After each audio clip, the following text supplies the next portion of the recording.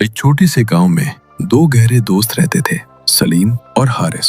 दोनों बचपन से साथ थे, लेकिन सोच बिल्कुल मुख्तलिफ। सलीम का मानना था कि अकल और मेहनत से इंसान अपनी तकदीर खुद लिखता है, जबकि हारिस कहता था कि जो लिखा गया है वही होगा। एक दिन बादशाह ने पूरे इलाके में ऐलान करवाया, जो शख्स सबसे ज्यादा समझदारी दिखाएगा उसे खास इनाम दिया जाएगा। ये सुनते ही सलीम ने दिन रात मेहनत शुरू कर दी। किताबें, तजुर्बे, सोच, हर चीज पर काम किया, और हारिस बस मुस्कुरा कर कहता रहा जो किस्मत में होगा वो खुद चल कर आ जाएगा। फिर वो दिन आ गया। बादशाह के सामने दो दरवाजे खड़े थे, एक कामयाबी की तरफ जाता था और दूसरा अंधेरे और खतरे की तरफ। मगर किसी को नहीं पता था कौन सा दरवाजा क्या है। हवा में खामोशी थी, लोगों की सांसें रुकी हुई थी। सलीम ने आंखें बंद की, गहरी सांस ली और अपनी सोच, अपनी समझ पर भरोसा किया। उसने धीरे से एक दरवाजा चुना और खोल दिया। रोशनी फैल गई। वो कामयाबी का दरवाजा था। लोग हैरान रह गए। अब बारी थी हारिस की। उसने मुस्कुराते हुए कहा